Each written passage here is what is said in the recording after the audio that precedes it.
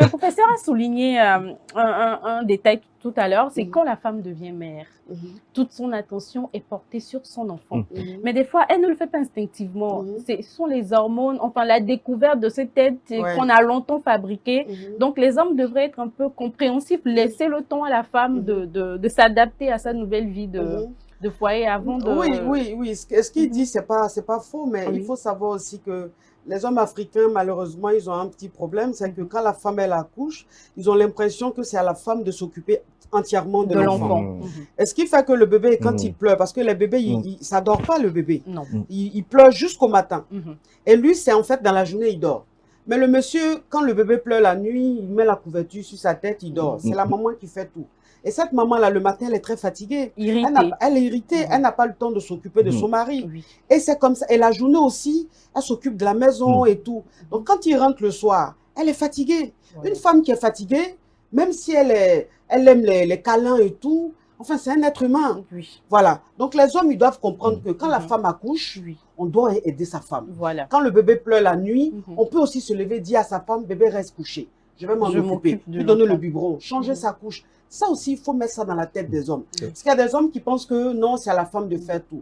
Moi, je dis, un homme qui aide sa femme qui vient d'accoucher, cette femme-là a le temps de lui consacrer. Exactement. Voilà. Du temps aussi. Du temps aussi. Mais si elle est fatiguée, c'est à elle de tout faire, elle ne peut pas. C'est un être humain. Et puis, il y a toujours certains qui pensent que la bonne femme africaine, c'est celle qui va au travail, qui rentre, c'est elle-même qui fait la cuisine, c'est elle-même qui s'occupe du linge. Mais quand on a toutes ces charges, le petit temps qu'on en veut juste dormir. On n'a pas envie de faire des galipettes et autres. Et les hommes ne comprennent pas toujours. Ils comprennent pas. Il faut qu'ils comprennent. Donc, dans ce cas, vous ne pouvez pas vous plaindre de la monotonie parce que vous contribuez à l'instaurer. Voilà, c'est ça. Donc, c'est la communication. C'est l'intérêt d'ailleurs de votre émission. Mais c'est vous qui n'êtes pas expressif. Ou bien ma coach. Parce que nous aimons vous parler et vous nous reprochez, les hommes reprochent souvent aux femmes d'être trop bavards. Mais quand on se plaint aussi, vous ne faites rien pour faire bouger les choses. Non, c'est pas faux. C'est l'éducation. On doit éduquer. Mais enfin, quand on t'éduque à la maison, à l'âge adulte, on essaie de s'inculquer aussi l'éducation. Non, quelquefois, ça manque dans les couples, ça manque dans l'éducation des jeunes. Les parents, par exemple, moi, c'est pas évident. Vous voyez, lorsque l'enfant a 8 ans, 10 ans, 14 ans, on n'a pas envie d'aborder certains sujets.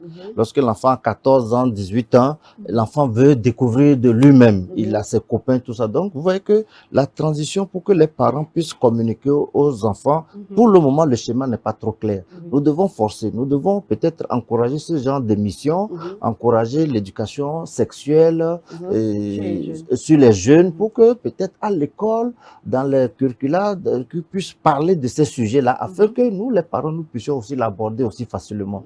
Mais c'est vrai que les lignes bougent. Il y a 10 ans, 20 ans, 30 ans, on ne parle même pas de sexualité. Les parents, les hommes surtout, ne veulent même pas savoir à quel moment leur fille a eu leurs premières règles, tout ça. Ils ne posent même pas de questions, ils ne veulent même pas savoir. C'est comme si ça regarde que la maman. Mais je pense que c'est des questions qu'on devrait s'approprier au niveau du couple. Père et mère, bien entendu, pour que justement les langues se délient et que nous soyons plus à l'aise. Au fait, l'homme n'est pas à l'aise à aborder ces questions. Vous voyez, vous commencez par parler de la sexualité à votre jeune garçon, c'est comme si vous l'envoyez faire. Même alors, si vous l'expliquez tout, c'est qu'il a aguerri. Vous savez, on ne peut pas contrôler l'esprit. Il peut aller tout de suite expérimenter. Il a les bonnes informations. Mais il a les bonnes informations, il passe à l'action. Donc, quelquequefois, on a peur de tout dire pour qu'il ne soit pas bien armé pour aller passer à l'action. Donc, c'est ce qu'il faut, c'est l'émotion. Alors que c'est obligatoire, c'est naturel. Donc, et ce qui m'intrigue aussi, c'est qu'une fois devenus adultes, les parents ont tendance à oublier qu'ils ont aussi été jeunes, qu'ils ont commis des erreurs, qu'ils ont appris de ces erreurs pour devenir les adultes d'aujourd'hui. Et au lieu de se baser sur ces erreurs-là pour dire « Ah, mon fils, tu sais, quand j'avais ton âge, je faisais le mur pour aller en boîte. » Et donner les raisons de ce pourquoi on a arrêté. On préfère se donner cette posture de parent irréprochable, qui a toujours été premier à l'école, mais on a plusieurs qui ont repris des classes parmi eux. Alors, non, mais ça, c'est le rôle d'un parent. C'est-à-dire, le parent, il doit montrer un très beau visage à ses enfants. Voilà, c'est comme ça. En fait, c'est naturel. C'est-à-dire, tu te vois maladie en train de dire à ton enfant, j'ai été en boîte et tout. Voilà. Donc, tu dis à l'enfant, il ne faut pas faire ceci, il ne faut pas faire cela. En fait, c'est normal. C'est le rôle d'un parent. Parce que si toi, en tant que parent, tu dis à ton enfant, oui, ce que tu fais, c'est normal, je suis passé par là, il se dit, ben, si papa a fait, c'est naturel, c'est normal que je le fasse. Oui. Voilà, donc c'est comme ça. Même si tu sais que tu l'as fait, mais il faut que tu montres à l'enfant que c'est pas bien. Voilà des dangers, les dangers. Si tu fais ça, tu peux rater ton avenir et tout. Voilà, c'est une façon. Et puis, c'est l'amour.